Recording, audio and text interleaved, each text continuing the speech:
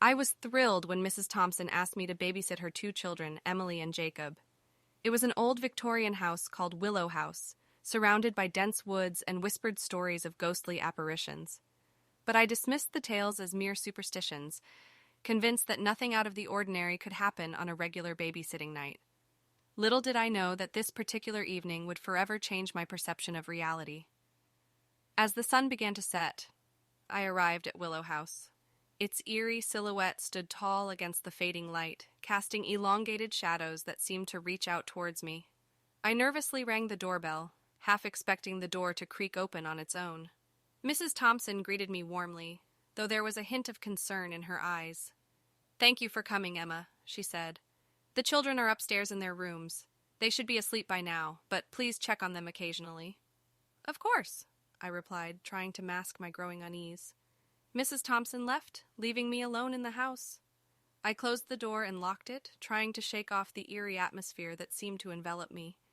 I made my way upstairs, the creaking floorboards beneath my feet amplifying the silence that hung in the air.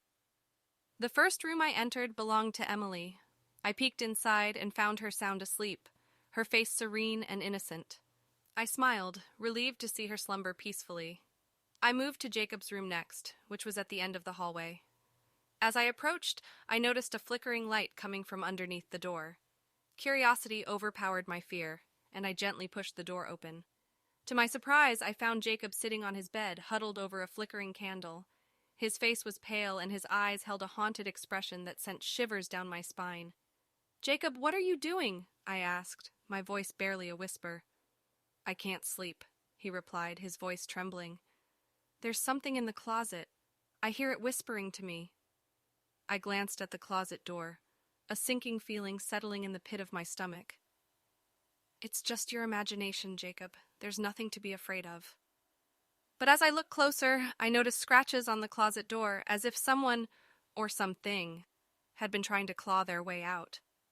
I felt a chill run down my spine, but I had to stay composed for Jacob's sake.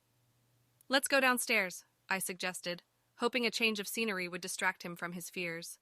We made our way to the living room, where I turned on the television to provide some semblance of normalcy, but no matter how loud the volume, I couldn't shake the feeling of being watched.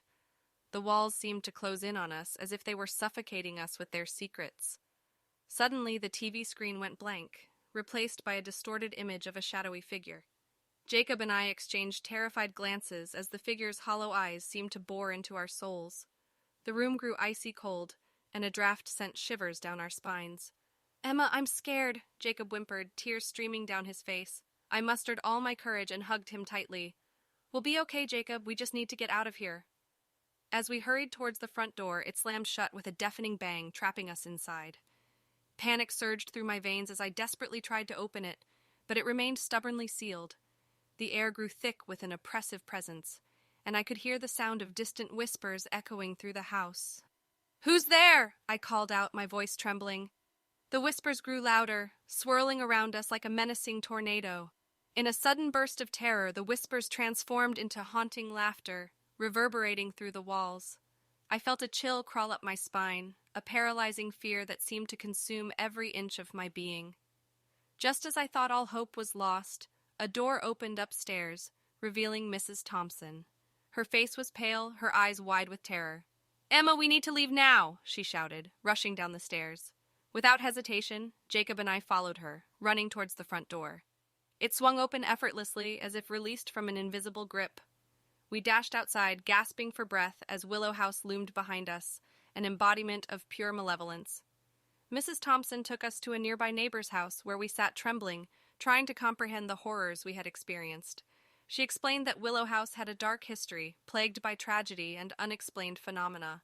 The whispers, the shadows, and the restless spirits were all part of the house's haunted past. Months passed, and the scars from that night slowly healed. But the memory of Willow House and its malevolent presence remained etched in our minds. The experience taught me that some stories hold a grain of truth, and that there are forces beyond our comprehension lurking in the shadows. To this day, whenever I pass by Willow House, I can't help but feel a chill in the air. The whispers seem to echo in my ears, a constant reminder of the night I spent babysitting in that haunted Victorian house. a night that forever changed my perception of what lies beyond the realm of the living.